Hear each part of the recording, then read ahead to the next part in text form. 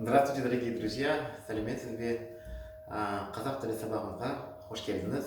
Добро пожаловать на наше очередное 11 занятие по казахскому языку. И в сегодняшнем уроке мы будем говорить о барыс септік. Барыс септік означает дательный или, как его называют, направительный падеж. То есть с помощью дательного падежа мы выражаем значение направления куда-то. Или по кому-то мы что-то отдаем, кому-то что-то пишем. В общем, такой ярко выраженный направительный характер. Барыс септік отвечает на два вопроса. Кімге, на три, вернее, вопроса. Кімге, неге и қайда. Кімге, как вы видите, переводится кому. Неге, чему. Қайда, куда. Так, три вопроса. Кімге, неге, қайда. Барыс септік, дательный падеж, выражается с помощью определенного рода окончаний. Окончания их следующей группы га, ге, ха, ке, на, не, а, е. Как определить случаи, когда присоединяется то или иное окончание? Здесь я подробно все расписал, в каких случаях необходимо присоединять то или иное окончание дательного падежа. Начнем с группы га, ге. Итак, мы присоединяем окончание дательного падежа га, ге в следующих случаях, когда слово заканчивается на букву Л, Р, У и краткое М, Н, Ан, Ан. То есть первая группа вот эти буквы. Итак, если существительное выражено, существительное заканчивается на одну из этих букв Л, Р, У и краткое М, Н, Ан, то мы присоединяем га или ге, в зависимости от закона гармонии гласных. Например, Адам. Адам — это человек, мужчина. Заканчивается на букву М. Вот она, находим ее здесь буква М. По закону гармонии гласных в слове Адам последняя гласная в слоге — это А. Значит, мы выбираем окончание га. Следовательно, Адам га. Это означает человеку, мужчине. Например, мен адамға су бердім. Я дал человеку воды. Мен адамға су бердім. Я дал человеку воды. Либо көлге. Көл, вот это слово из трех букв, оно означает озеро. Көлге. Мягкая буква, поэтому я выбрал окончание ге. Көлге, на озеро. Біз достармен бірге көлге бардық. Мы с друзьями ездили на озеро. Көлге. Немесе мен көлге қарап тұрмын. Я смотрю на озеро. Видите, көлге. И третий пример. Жолға. Жол — это дорога. Жолға. Я выбрал га, потому что буква О, она является твердой гласной, ей соответствует твердая гласная А. Жолға. Это на дорогу, в путь. Біз жолға шықтық. Мы вышли в дорогу, мы отправились в путь. Біз жолға шықтық. Мы отправились в путь. Или мен жолға қараймын. Я смотрю на дорогу. Жолға. То есть, видите, направление. Далее, окончание га, ге присоединяется, когда существительное в дательном падеже заканчивается на буквы Ж, З. Ж, З. И тут же примеры. Таразға. Тараз — это название города, заканчивается на З, значит я выбираю окончание га, потому что Тараз гласная А. Таразға, в Тараз. Написал название города с маленькой буквы. Несправедливо к тарасцам, у меня там много хороших друзей, поэтому исправим Т. Таразға. Тараз — название города. Куда? В Тараз. Таразға. Дальше. Гаражға. Пожалуйста. Слово заканчивается на Ж, значит я выбираю снова га, потому что слово гараж заканчивается на А и соответствует твердая гласная А. Значит, гаражға. В гараж. Мен машинамды гаражға қойдым. Я поставил машину в гараж. Или көлік гаражға кірді. Машина заехала куда? В гараж. Көлік, машина. Қайда? Гаражға кірді. Машина заехала в гараж. И третий пример. Күзге. Күз, друзья, это осень. Вообще, если вы какие-то слова не знаете, они являются незнакомыми, вы их заведите себе словарик и все новые слова записывайте с переводом. Слово «кыз» означает осень.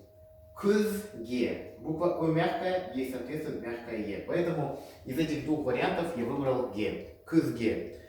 «Кыз» — это осень. Сегодняшняя тема «Барыс септык». Дательный падеж «кызге» — к осени.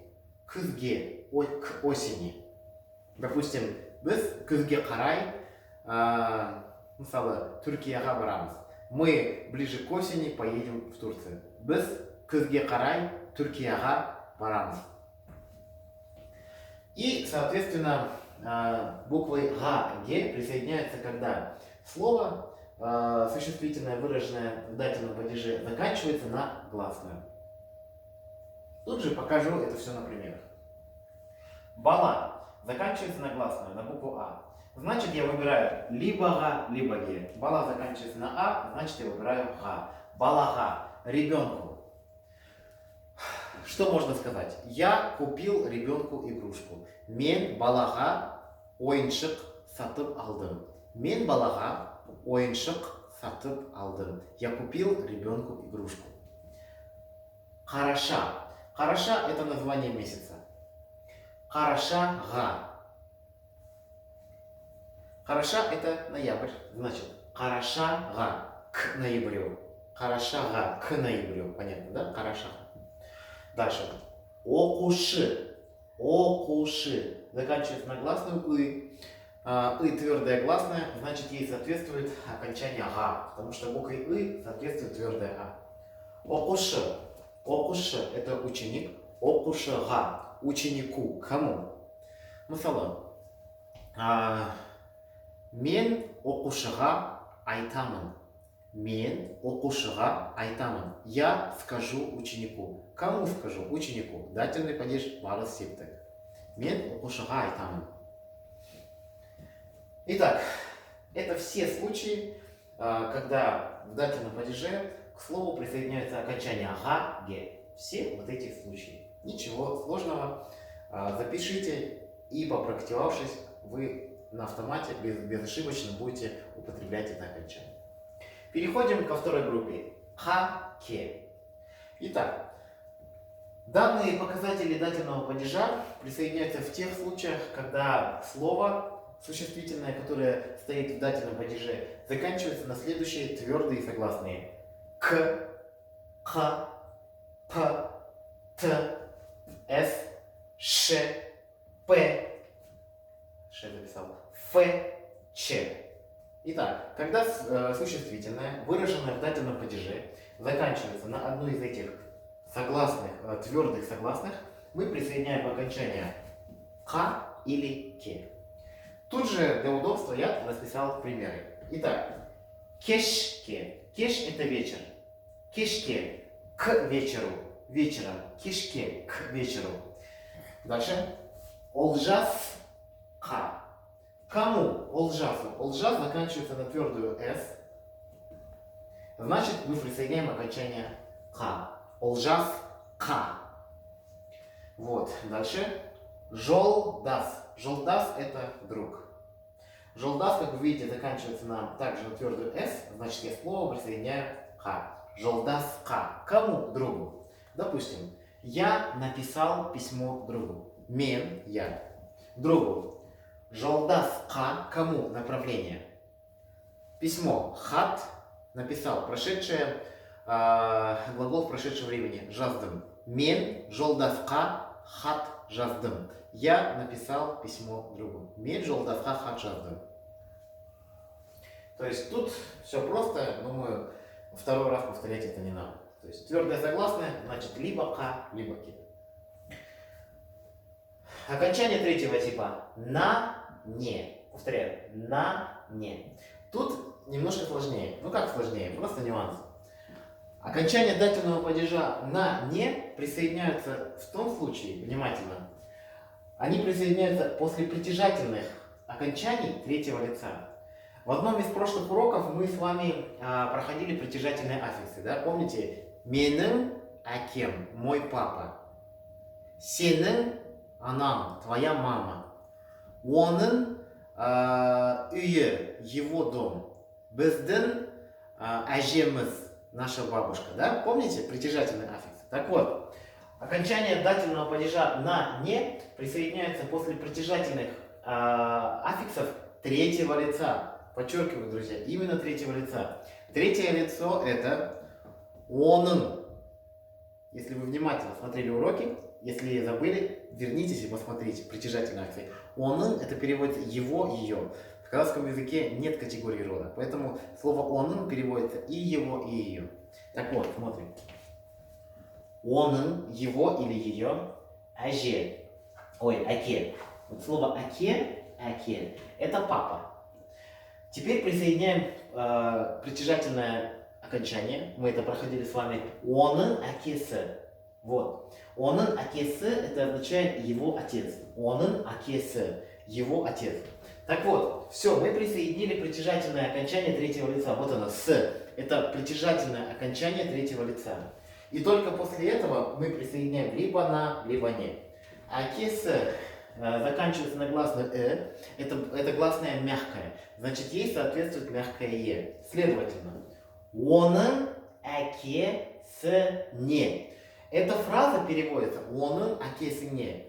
Его отцу или ее отцу. Например, я написал его отцу. Чувствуете направление? Потому что написал кому? Его отцу. Мен, я. Онын, его. Әкесіне, отцу, жаздым. Мен оның әкесіне хат жаздым. Мысалы, я написал письмо его отцу. Мен оның әкесіне хат жаздым. Далее. Оның анасына. Она это мама. С это окончание притяжательное окончание третьего лица. Оның анасы. Его или ее мама.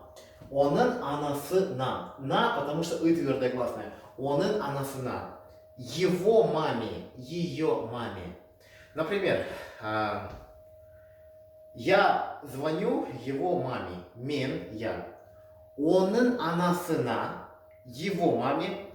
Звондап тұрмын. Мен оның анасына звондап тұрмын. Я звоню его маме. Мен оның анасына звондап тұрмын. Оның қол это рука. Қол, рука. Қол, қолы, его рука. Қол, рука, қолы, его рука. Қолына, ему в руку, в ее руку. Видали? Допустим, мен оның қолына алма салдым. Я положил яблоко ему или ей в руку.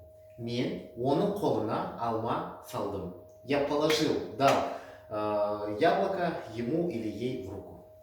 Вот. Думаю, друзья, я объяснил, все доступно и все понятно. И, наконец, последний случай, окончание а-е. Здесь немножко похоже вот на этот случай. Окончание а-е, как дательный падеж, присоединяются в тех случаях, когда они идут после притяжательных окончаний первого лица. Если здесь были притяжательные окончания третьего лица, то есть его, ее, здесь притяжательное окончание первого лица. Первое лицо это я. Да? Я. Например, менің это мой, моя. Менің атам. Ата это дедушка. Вот он, ата. Видите? Ата это дедушка. Мой дедушка. Снова вспоминаем предыдущий урок, один из прошлых уроков про притяжательные акции. Если забыли, вернитесь, посмотрите. Мой дедушка менің атам. То есть М это показатель притяжательности первого лица. Вот. Менің атам, мой дедушка. И только после этого мы присоединяем один из этих аффиксов. Менің атама. Не забываем, сегодняшняя тема дательный падеж. Значит, менің атама. Моему дедушке. Видите? Вопрос. Кімге? Кому? Менің атама. Моему дедушке. Кімге? Кому? Менің атама. Менің атам. Мой дедушка. Теперь направление. Кому? Моему дедушке. Менің атам и вставочная а. Вот. Допустим, моему дедушке дали деньги. Менің атама, видите, направление, кому? Моему дедушке. Акша берді. Менің атама акша берді. Хорошо. Дальше. Әже это бабушка. Менің әжем. Менің әжем. Моя бабушка. Менің әжем. Моя бабушка, менің әжем. Дательный падеж. Менің әжеме. Кому? Моей бабушке. Менің әжеме. Кому? Моей бабушке. Менің әжеме хат келді. Моей бабушке пришло письмо. Әже бабушка. М это придержательный аффикс первого лица. Әже моя бабушка. И Е показатель дательного падежа. Кому? Моей бабушке. Менің әжеме хат келді. Моей бабушке пришло письмо. Итак, друзья, проанализируйте, просканируйте вот эти все окончания, которые мы с вами изучили. Да? Так можно их сделать. Гаге, вот эти случаи. Каке, вот его показатели на не после притяжательных аффиксов третьего лица, после притяжательных окончаний первого лица. И примеры очень удобно, думаю, для вас расписал, и все более чем понятно. Ну и давайте, друзья, попрактикуемся. Я подготовил для вас 4 предложения в Барат Септек. Запишите обязательно с переводом. Итак, диванга отыр. Диван это, собственно, диван, как предмет мебели. Га это показатель дательного падежа. Диван га, на диван. Да? Это честно вопрос кайда, куда. Диванга отыр. Глагол отыру это сидеть. Диванга отыр, сядь на диван. То есть сядь куда? Кайда, на диван. Диванга отыр. Аскарга айт. Аскар это имя. Вот. В этот случай, вот, если мы видим, что существительное заканчивается на букву Р, присоединяется либо Га, либо Ге. Поэтому мы присоединили Аскарга айт. Айту это говорить, что-то сказать. Кому Аскарга? Кемге? Дательный падеж. Аскарга. Кому? Аскару. Аскару. Айт. Скажи. Скажи Аскару. Аскарга айт. Скажи Аскару. Пример номер 3. Алмага хат жаз. Алма это имя. Га дательный падеж. То есть кому? Алме тоже это имя. Алмага хат жаз. Напиши письмо Алме. Серик, Алмага хат жаз. Это неман. Серик, напиши, пожалуйста, письмо Алме. И последний пример. Балаларга тамак тесер. Ну, если вы мама молодая, то это предложение очень актуально для вас, да? Балалар это дети. Балаларга кому? Детям. Тамак еда. Тесеру это готовить. Приготовь еду детям. Приготовь еду кому? Детям. Дательный падеж. Балаларга тамак тесер. Приготовь детям еду. Свари детям еду. Вот. Еще раз, друзья, посмотрите на нашу доску. Давайте я увеличу. Проанализируйте все вопросы, все окончания, показатели дательного падежа. И, естественно, примеры, которые я записал для вас.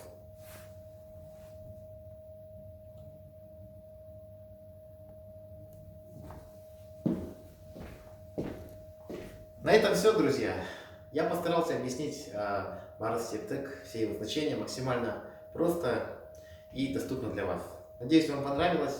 Ждите домашнее задание, обязательно его выполните и присылайте его мне на проверку. Назарларыңызға көп рахмет. Келесі кездескенше достар.